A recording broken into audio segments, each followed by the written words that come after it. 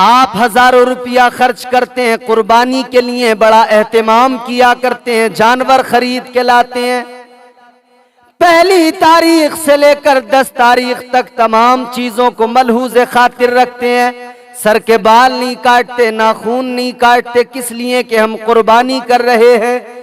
हर चीज का ख्याल रखते हैं, मगर जब ईद का दिन आया, कुर्बानी की जा रही है, जानवर ज़िबा किया जा रहा है, तो जानवर ज़िबा करते हुए जो कसाई आता है, जो कुर्बानी करने आता है, वो क्या करता है, उसकी चंद खामियां, उसकी चंद गलतियां ऐसी जिनके सबब कुर्बानी में खामियां पैदा हो जाती हैं, जिनकी वजह से आपका वो तमाम एहतमाम, आपकी वो तमाम चीजें, उसमें कमियां पैदा हो जाती हैं। किस लिए कि वो गलतियां करता है, आप नजरअंदाज कर देते हैं।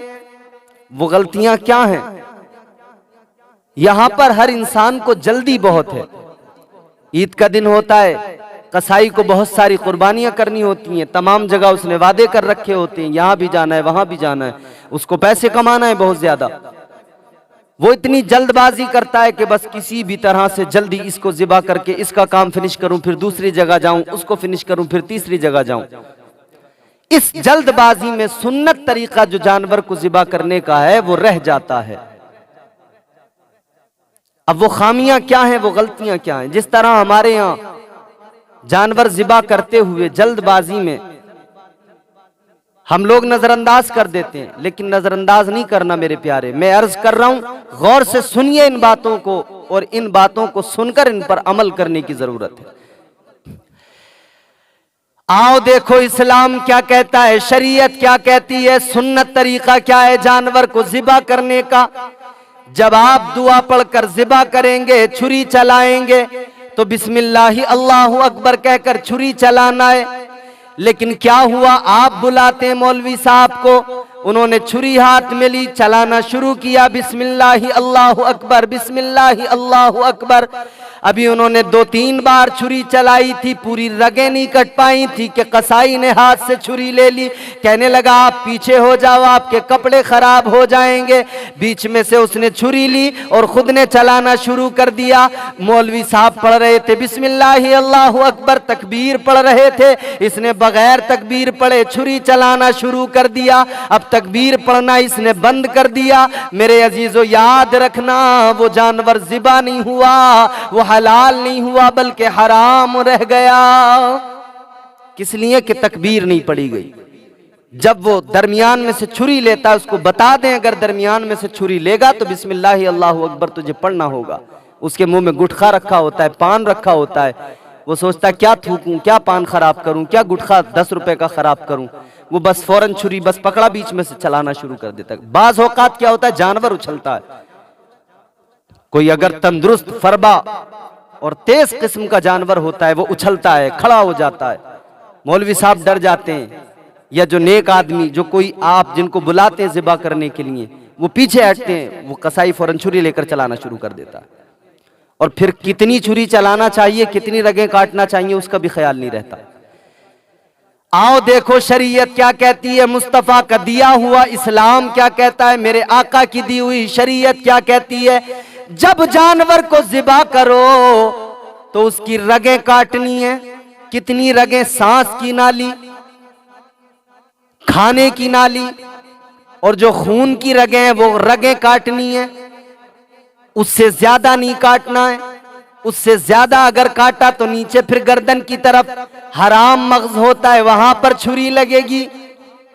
तो वो छुरी लगने की वजह से दिमाग का और जानवर के वजूद का रिश्ता टूट जाता है, वो रिश्ता मुनक़ता हो जाता है।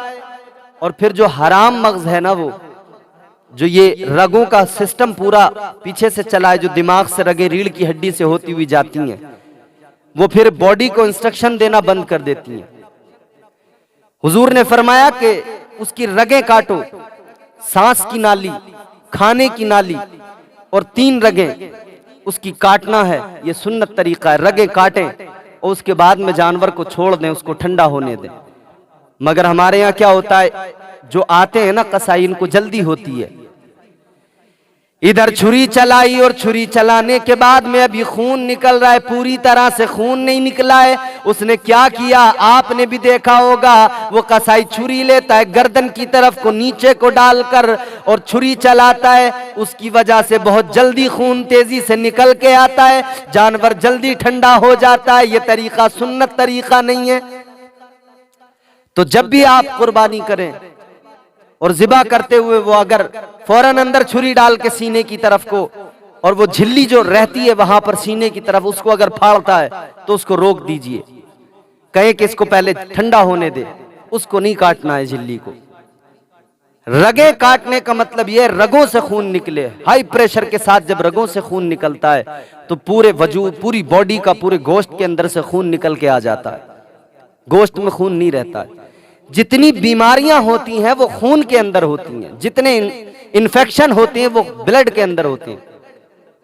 साइंस भी यही कहता है, डॉक्टर्स भी यही कहते हैं कि जब खून सारा निकल जाता है, जब जिस्म के गोश्त के अंदर से सारा खून निकल जाता है तो फिर सारी बीमारियां भी गोश्त से निकल जाती हैं। तो एक बड़ा फायदा तो यह है कि सारा खून जब निकल जाएगा गोश्त से तो गोश्त में बीमारियां नहीं रहेंगी। आज अगर गोश्त खाने की वजह से बीमारियां हो रही हैं तो समझ लो ज़िबा करने वालों ने सलीके से ज़िबा नहीं किया है।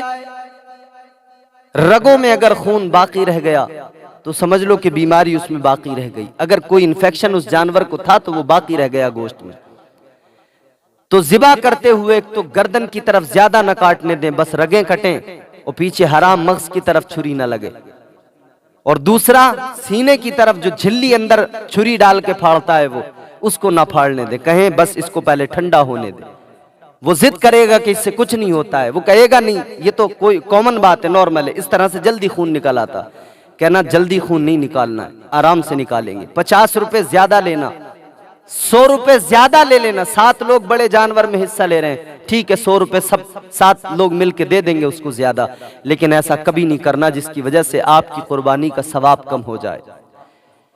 इन बातों का बहुत ख्याल रखना जरूरी है क्योंकि इनको जल्दी बहुत है ना, इनको बहुत सारा पैसा कमाना है उस मौके पे।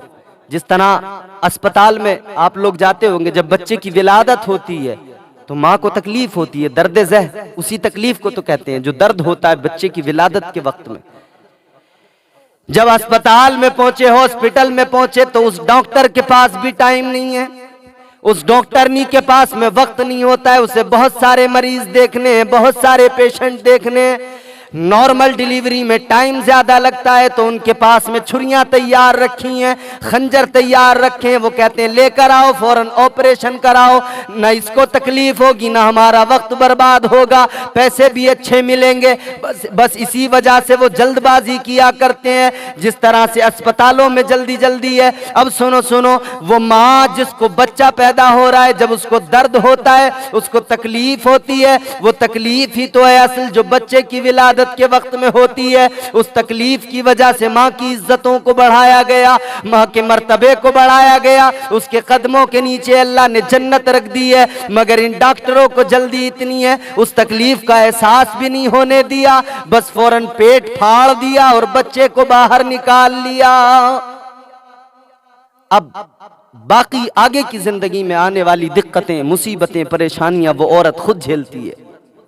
उस वक्त की वो दर्द की तकलीफ अगर वहां पर वक्ती तौर पे महसूस नहीं हुई तो उसके बाद में सैकड़ों चीजें ऐसी जिंदगी में आती हैं। अब ये बीमारी हो गई, अब वो बीमारी हो गई, अब जो टांके लगे हुए थे वो पकने लगे, अब उसमें ये दिक्कत हो गई, अब उसमें ये दिक्कत हो गई। तो सैकड़ों बीमारियों को दावत देना है, तो वहां पर भी क्या होता है, जल्दबाजी, वक्त नहीं है उनके पास में। इसी तरह हमारे यहाँ जब ज़िबा करते हैं जानवर, इनके पास में वक्त नहीं है, टाइम नहीं है, जल्दी करके दूसरे के यहाँ जाना। तो खुदारा आप जब कुर्बानी करवाएं तो इन चीजों का ख्याल। अच्छा, कुर्बानी के लिए एहतमाम करते हैं यार, आप पैसे खर्च करते हैं, किस लिए? गोश्त खाने के लिए तो नहीं करते, वो तो आप दुकान से जाकर रोज ले आते हैं, रोज दूसरे दिन हर घर में गोश्त आप दुकान से जाकर खरीद के ला रहे हैं, बना रहे हैं, खा रहे हैं, पूरे साल खा रहे हैं। तो गोश्त के लिए तो सिर्फ कुर्बानी आप कर नहीं रहे हैं, कुर्बानी तो इसलिए की जा रही है कि अल्लाह की रजा हासिल हो, सुन्नत इब्राहीमी अदा हो, हुजूर की सुन्नत अदा हो। फिर उस सुन्नत को अदा करते हुए आप इन छोटी छोटी चीजों को नजरअंदाज करके उसमें सवाब में कमी क्यों करते हैं? जबकि इसकी फजीलत तो यह है कि हुजूर ने फरमाया कि जब जानवर ज़िबा होता है उसका खून का कतरा जमीन पर गिरता है, इधर खून का कतरा गिरता है, उधर अल्लाह ताला उस कुर्बानी करने वाले के गुनाहों को मुआफ फरमा दिया करता है। ऐ लोगो आओ मेरे आका की मदनी जिंदगी देखो, मेरे मुस्तफ़ा ने भी कुर्बानियां की हैं, मेरे आका भी ज़िबा करते थे मगर खुद ज़िबा किया करते थे। इसीलिए हर मुसलमान को चाहिए कुर्बानी करे तो खुद ज़िबा करे, अपने हाथ से करे। अगर खुद नहीं कर सकता है, दुआएं नहीं पढ़ सकता है, तो फिर किसी नेक परहेजगार को बुला ले, मस्जिद के इमाम को बुला ले, उससे ज़िबा कराए। और ज़िबा करते वक्त जितने लोग उस छुरी को पकड़े हुए हैं बिस्मिल्लाह अल्लाहु अकबर जरूर पढ़ें, वरना वो ज़बीहा हलाल नहीं होगा। एक और खास चीज, ज़िबा जो कर रहा है वो ज़िबा करने वाला सुन्नी सही अकीदा मोमिन हो, वो बदमजहब ना हो। अगर वो मुशरिक हुआ, बदमजहब हुआ, तब भी कुर्बानी तुम्हारी नहीं होगी, वो हलाल नहीं होगा। साहिब ईमान मोमिन सच्चा पक्का उसको आप देखें, उससे ज़िबा कराएं। ये नहीं कि किसी भी चलते फिरते को पकड़ा और उससे ज़िबा करवा लिया। और बाज जगहों पर तो यहां तक है कि गैर मुस्लिम भी उसमें, बाज देहात में हमने ऐसा देखा है कि गैर मुस्लिम भी बैठ जाते हैं जब कुर्बानी होती है। हमने तो यहां तक सिर्फ सुना नहीं, देखा है अपनी आंखों से। इधर जानवर ज़िबा हुआ है, इधर गैर मुस्लिम ताल्लुकात मामला ज्यादा हैं, कहते हैं तो हमारे साथ ही रहते हैं, वो छुरी लेकर उसकी बोटियां बनाने बैठ गए। ना ना, ऐसा ना किया करें। किसी गैर मुस्लिम से जानवर को जो है आप उससे ना करवाएं, कुछ भी खुद करें, कोई मोमिन करे। कसाई भी हो जो ज़िबा करने आया है, जो उसको जानवर को करने आया है, वो सुन्नी सही अकीदा सच्चा पक्का मोमिन हो। मेरे मुस्तफ़ा करीम ताजदारे मदीना सैयदे कौनैन सल्लल्लाहु ताला अलैहि वसल्लम ने उम्मत की रहनुमाई की है। हर मौके पर मेरे मुस्तफ़ा ने उम्मत को सब कुछ दिखाया है, सिखाया है, करके दिखाया है। मेरे आका ने मुकम्मल शरीयत उम्मत के सामने रखी और खुद मेरे हुजूर ने कुर्बानी करके दिखाई। मेरे आका अपने हाथ से करते थे। मुस्तफ़ा करीम एक बार में एक ईद पर 2 कुर्बानियां करते थे, एक अपनी तरफ से, एक गरीब उम्मत की तरफ से किया करते थे। हुजूर उम्मत की तरफ से भी कुर्बानी करते थे।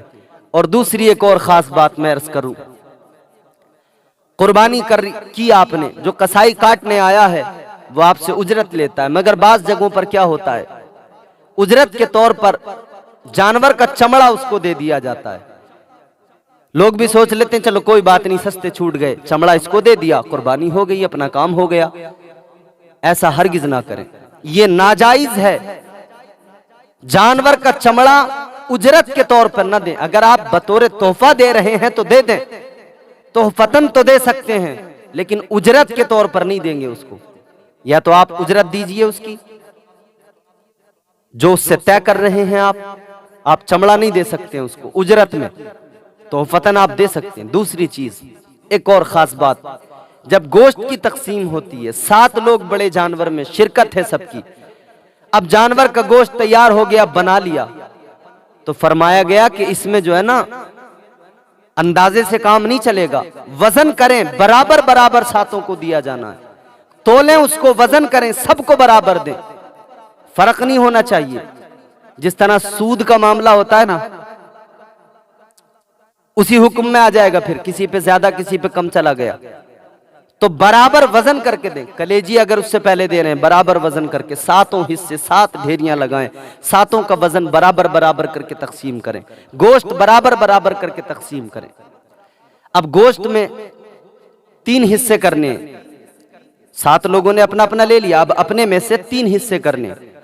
एक हिस्सा अपने लिए रखना है, दूसरा हिस्सा गरीबों, यतीमों, मिस्कीनों के लिए रखना है, वो गरीबों को देना। तीसरा हिस्सा अपने रिश्तेदार, अजीजो अकारिब को देना।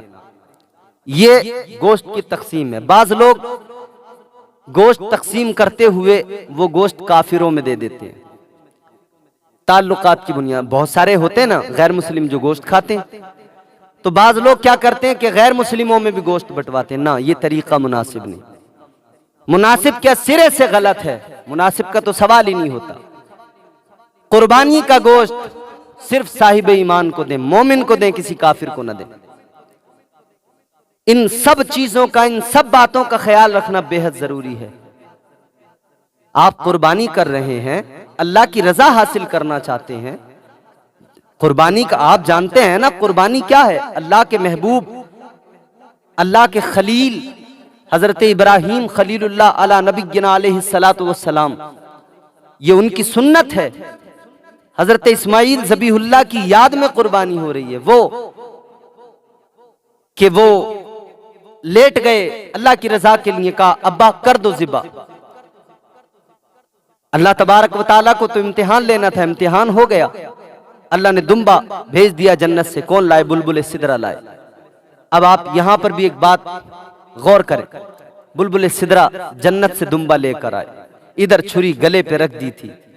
हजरत जिब्राइल अलैहिस्सलाम, ऐसे मौके 4 मरतबा ऐसे मौके आए हैं जब हजरत जिब्राइल अलैहिस्सलाम ने अपनी पूरी रफ्तार का इस्तेमाल किया है और पूरी रफ्तार के साथ जमीन पर आए हैं, आसमानों से। एक मौका वो था जब हजरत इब्राहीम अलैहिस्सलाम को आग में डाला जा रहा था। आतिश कदे में जनाब हजरत इब्राहीम को डाला जा रहा था, मंजनीक में रखकर फेंका जा रहा था। इधर इनको फेंका गया, उधर अल्लाह ने जनाब जिब्राइल को हुक्म दे दिया, जिब्राइल फौरन जाओ, इब्राहीम को आग में डाला जा रहा है।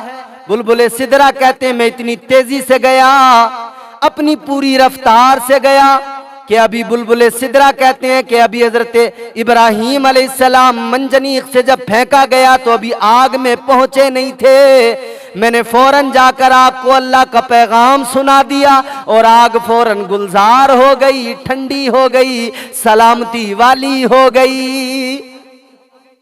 कहते हैं कि फौरन मैंने अल्लाह का पैगाम सुना दिया, इतनी रफ्तार से मैं गया। ये पहला मौका था जो पूरी रफ्तार के साथ बुलबुल सिदरा आसमानों से जमीन पर आए। दूसरा मौका कौन सा था? दूसरा मौका वो जब हजरत इब्राहीम अलैहिस्सलाम ने बेटे की गर्दन पे छुरी रख दी, बेटे की गर्दन पे खंजर रख दिया। ज़िबा करने के लिए एक बार छुरी चलाई, नहीं चली, दूसरी बार छुरी चलाई, नहीं चली। बुलबुल सिदरा कहते हैं अल्लाह का हुक्म आ गया, ऐ जिब्राइल जाओ, दुम्बा जन्नत से लेकर जाओ, मेरे इस्माइल को हटा दो, दुम्बा ज़िबा होगा। बुलबुल सिदरा कहते हैं मैं अपनी पूरी रफ्तार से जन्नत में गया, जन्नत से दुम्बा लेकर आया और दुम्बा लाकर मैंने फौरन जमीन पे आया, मिना में आया, हजरत इस्माइल अलैहिस्सलाम को हटाकर दुम्बा रख दिया। कितनी स्पीड, कितनी ताकत, कितनी रफ्तार कि इधर छुरी गर्दन पे रखी है, चलाने वाले हैं। इतनी ही देर में बुलबुल सिदरा जन्नत भी चले गए, दुम्बा भी ले आए, इस्माइल अलैहिस्सलाम को हटा भी दिया और जब छुरी चली तो दुम्बा ज़िबा हो गया। ये दूसरा मौका था। और तीसरा मौका कौन सा था? जब हजरत यूसुफ अलैहिस्सलाम के भाइयों ने आपको कुएं में डाला, ये तीसरा मौका था। हजरत यूसुफ अलैहिस्सलाम के भाइयों ने कुएं में डाला। बुलबुल सिदरा कहते हैं मैं सिदरा पर था, अल्लाह का हुक्म आ गया, ऐ जिब्राइल जाओ, मेरे यूसुफ को कुएं में डाला जा रहा है, तख्त लेकर चले जाओ जन्नत से, उस पर बिठा देना। कहते मैं फौरन जन्नत गया, तख्त लेकर आया। अभी हजरत यूसुफ अलैहिस्सलाम कुएं की तरफ अंदर जा रहे हैं, अभी नीचे तक पहुंचे नहीं है कि उससे पहले मैं तख्त लेकर पहुंच गया। मैंने तख्त कुएं में रखा, हजरत यूसुफ अलैहिस्सलाम को फौरन तख्त पर बिठा दिया। ये तीसरा मौका था जब हजरत जिब्राइल अमीन पूरी रफ्तार के साथ जमीन पे आए। चौथा मौका कौन सा था? चौथी मर्तबा जंग उहद का मौका है जब मेरे हुजूर के नबी आखिरुज़्ज़मा के दंदाने मुबारक शहीद हुए, कायनात के इमाम के दंदाने मुबारक शहीद हुए हैं और दांतों से जब खून निकला है, खून का कतरा निकल के जमीन की तरफ टपकने वाला है, गिरने वाला है। अल्लाह का हुक्म आ गया, जिब्राइल जाओ, मेरे महबूब का लहू, मेरे महबूब का खून जमीन पे न गिरे। ऐ जिब्राइल फौरन चले जाओ, मेरे महबूब का खून जमीन पर न गिर जाए। अगर मेरे हबीब का खून जमीन पर गिर गया सारी जमीन जल जाएगी, कयामत तक जमीन पर हरियाली न उगेगी। अल्लाह अकबर। बुलबुले सिदरा कहते हैं मैं बड़ी तेजी से आया, अपनी पूरी रफ्तार से आया और मैंने हुजूर के खून को जमीन पे नहीं गिरने दिया। तो ये 4 मौके ऐसे हैं जब बुलबुले सिदरा अपनी पूरी रफ्तार से आए हैं। तो मैं अर्ज कर रहा हूं कि उधर हजरत इब्राहीम अलैहिस्सलाम छुरी चला रहे थे, इधर दुम्बा ज़िबा हो गया। उसी को अल्लाह ने याद को जिंदा किया, फरमाया क़यामत तक के मुसलमानों पर, मोमिनों पर ये वाजिब हो गई, जो साहिबे इस्तिताअत मालिक निसाब हैं उन पर कुर्बानी वाजिब हो गई। जो मालिक निसाब है कुर्बानी वाजिब हो गई, अब उन पर उन्हें कुर्बानी करना ज़रूरी है। मेरे अजीज़ों, याद रहे कुर्बानी करते हुए ये छोटी छोटी चीज़ें जो हम नज़रअंदाज कर जाते हैं, इनकी वजह से कई मर्तबा हमारा सवाब कम हो जाता है। जो हम 15 दिन से एहतमाम कर रहे थे, 10 दिन से एहतमाम कर रहे थे, जानवर मंडी से लेकर आए थे, बड़ी उसकी खातिर तवाज़ो में लगे थे, लेकिन ऐन मौके पर वो जो पैसे लेकर ज़िबा करने, कुर्बान करने आया है, पैसे लेकर काटने आया है जानवर को, वो कसाई आता है गड़बड़ कर देता है। सारे ऐसे नहीं होते हैं, बाज़ बहुत अच्छे होते हैं, मगर बाज़ इतनी जल्दबाजी करते हैं कि उस जल्दबाजी में बड़ा नुकसान कर दिया करते हैं। तो आप याद रहे, बहुत ख्याल रखें इन बातों का। कसाई जब भी जल्दी करे उससे कहना ऐसा ना करो, जल्दबाजी ना करो, हमने पैसे खर्च किए हैं, तुम भी उजरत ले रहे हो, तो फिर आराम से करो, पहले जानवर को ठंडा होने दे, उसके बाद में फिर बाकी का काम करें।